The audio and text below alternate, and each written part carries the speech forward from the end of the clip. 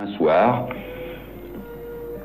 j'avais lu un peu plus longuement que d'habitude, et au moment de me mettre au lit, je me suis aperçu que j'avais égaré mon porte-monnaie en faisant l'inventaire des objets que je pouvais avoir dans mes poches. Alors ça me contrariait énormément parce que j'avais tout mon argent pour mon séjour là-bas et je voulais en avoir le cœur net. Par conséquent, je suis ressorti. Il était environ 11h30 du soir. La nuit était pure, le ciel était pur, le ciel donc étoilé, aucun nuage, enfin vraiment un beau ciel d'été. Alors, au bout de quelques minutes, je suis arrivé à cette piscine, dans la cabine que j'avais occupée, en passant ma main sur la planchette dans la pénombre, dans l'ombre. Je trouve mon porte-monnaie. Alors, l'esprit tranquille, je n'avais plus qu'à rentrer, et je retourne donc en direction de la maison. Il y avait d'abord une très légère pente avant d'arriver au plat au bout duquel se trouvait la maison, et après il y avait la route. Et en montant, à peu près à mi-pente, j'ai eu l'impression que tout commençait à s'éclairer. Et ce qui était une impression est devenu une certitude parce que ça devenait vraiment très clair, et à un certain moment, j'ai vu mon ombre allongée devant moi se raccourcir.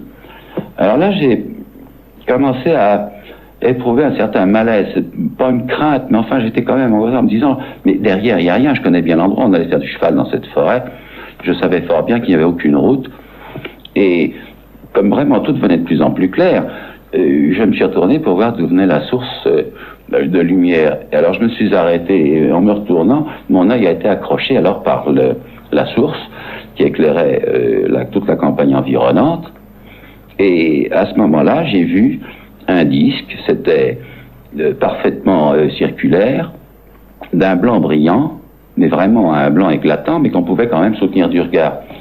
Je le voyais angulairement parlant, comme vous pouvez voir l'angle d'une assiette sur un mur à 4 mètres, c'est pas une assiette normale.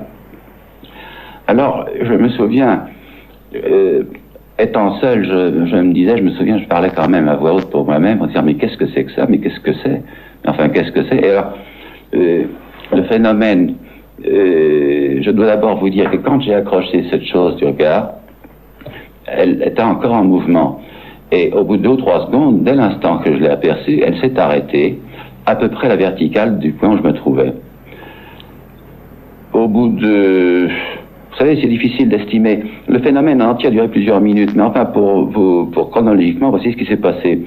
Au bout, mettons, de 2 minutes, l'engin étant toujours au même endroit, éclairant brillamment toute la campagne, s'est entouré d'une frange bleue, comme une auréole, concentrique au cercle blanc éclatant.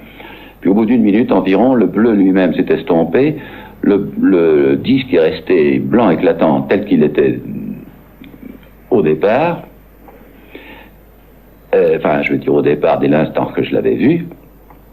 Puis ensuite, la lumière a légèrement pâli, devenue blanc mat. Et de blanc mat, insensiblement, il est passé au jaune, puis en couleur fondue, si vous voulez, à l'orange et au rouge. Et à ce moment-là, il a commencé à se mouvoir. Et alors, il a pris une certaine vitesse, mais alors, une accélération absolument fantastique, qui m'a semblé être en projection au sol une droite qui faisait à peu près à 135 degrés de sa direction initiale. Après un temps d'arrêt qui a duré en totalité, vous savez, c'est approximatif parce que moi je n'avais pas de montre évidemment, je pensais pas à tout ça, et il a disparu en 10 ou 12 secondes, il s'est confondu comme un petit point rouge, il a disparu sur le fond des étoiles. Et alors, il est évident que à l'époque, je n'avais jamais entendu parler de phénomènes semblables. Maintenant, j'appelle ça, bien sûr, soucoupe volante, puisque le terme existe, mais en 1934, le terme de soucoupe volante n'existait pas, et c'est en 1947 que ce terme a été forgé au cours d'une conversation aux États-Unis entre un pilote et des journalistes, qui lui demandaient qu'avez-vous vu, à quoi ça ressemblait. Il a dit, bon, ça ressemblait à une soucoupe, et what it looked like, it looked like a saucer, yes, flying saucer, dit un journaliste, et c'est comme ça que le terme s'est forgé, si vous voulez.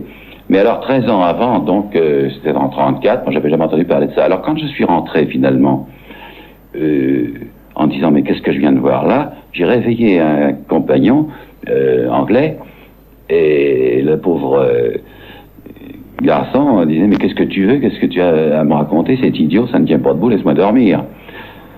Vous êtes donc certain d'avoir vu un ovni? Ah, je suis certain. Alors, pour moi, il n'y a absolument aucun doute là-dessus. Je suis formel. Évidemment, moi, je ne pouvais pas prendre cet objet qu'on appelle maintenant soucoupe volante, qui se trouvait peut-être à 500 ou 1000 mètres. Et ce que je dis là, ben, mon Dieu, je comprends fort bien qu'on puisse en douter. Ce qui paraît extraordinaire, c'est les détails dont vous vous souvenez encore 40 ans après. Ah, mais ça, c'est frappant. Je savais... Dès l'instant que j'ai vu cet objet et après sa disparition, je savais déjà que je me souviendrais de cette chose-là toute mon vie.